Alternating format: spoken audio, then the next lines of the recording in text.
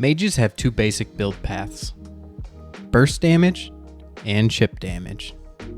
Based on their ability kits, certain heroes are better suited with burst and others with chip damage. An example of a chip damage hero is Iggy Scorch.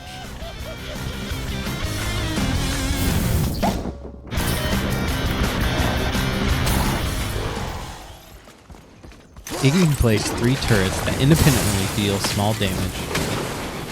The oil spill slows and does small chip damage when ignited. His Molotov has a small burst on impact and then burns over time.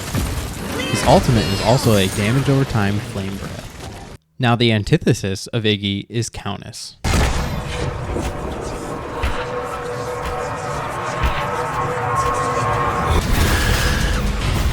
Each of her abilities is a single large damaged instance.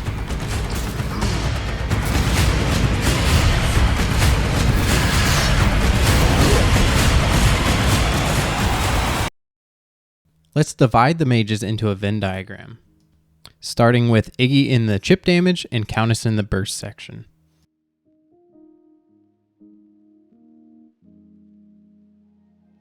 Gideon rides the middle because of his ult.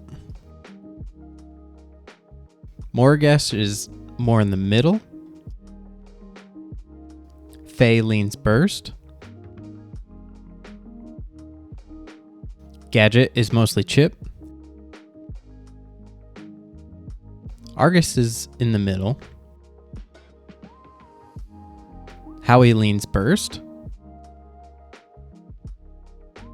Belica is definitely burst. And Wraith is burst, but doesn't apply as a mage since he doesn't rely on magical power.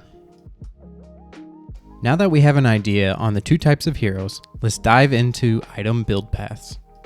But before we start, I will preface that utility items can provide value that is not quantifiable, so they will be left out. I made an algorithm that would solve for the most important mage stats.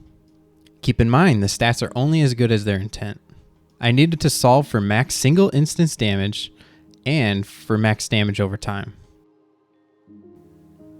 Burst damage is the easier of the two algorithms to make because it basically ignores ability haste because you're trying to build the highest damage per ability.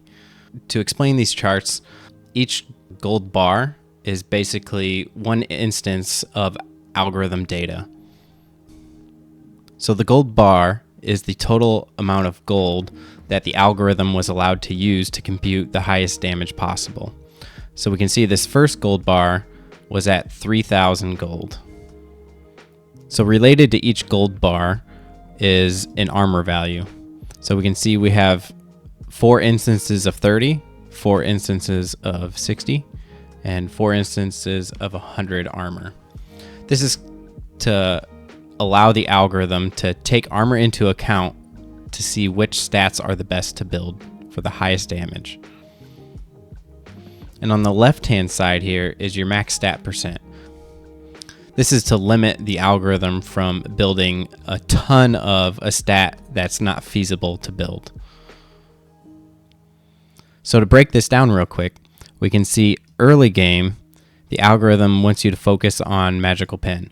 So 30 armor, which is around what every character starts with for magical armor, some slightly less and some higher. Some of the tankier characters will be over 30. And then late game, almost every character will be around 60 or higher. And then if you start building magical armor, you can get to that 100 very easily.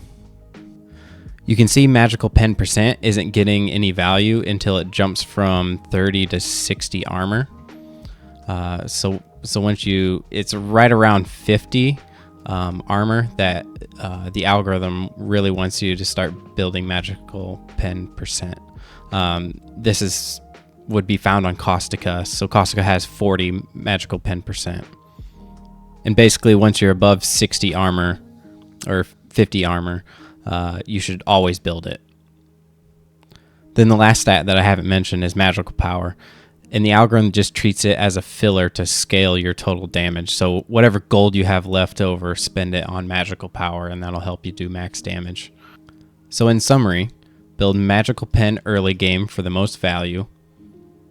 Build magical pen percent around your second or third item when the armor values start getting higher for the heroes. And the third most important stat is magical power. Fill the rest of your gold with maxing out magical power. So as we move on to the chip damage graph, this is a lot to look at. I needed to get a little bit more refined in the armor values in order to paint a more clear picture to understand the chip damage ideal builds. Chip damage starts to bring in ability haste into the equation. So if we look early game, the algorithm is basically saying we want ability haste over even magical pen, but magical pen's a close second, except for when you're at low gold. And then here around 40 armor, the algorithm has a small spike in the magical pen percent. I don't take that as significant or as like a realistic indicator that you should be building magical pen percent at 40 armor for the enemy.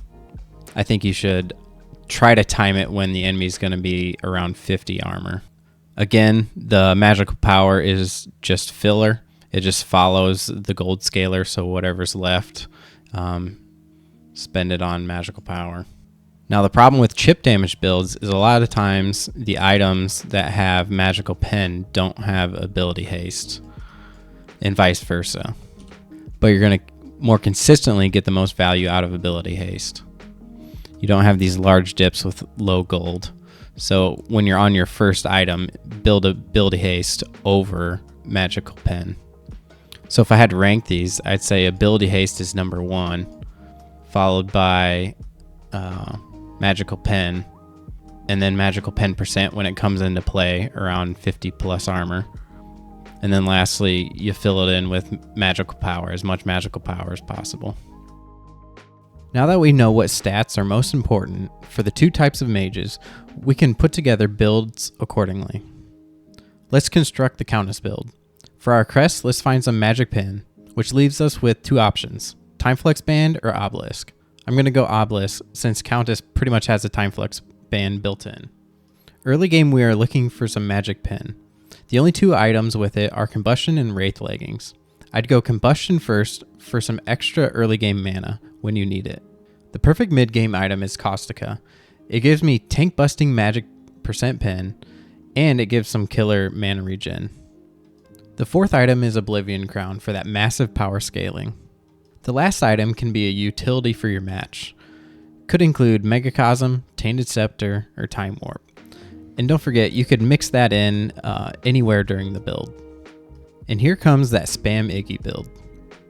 Ability haste, and more ability haste.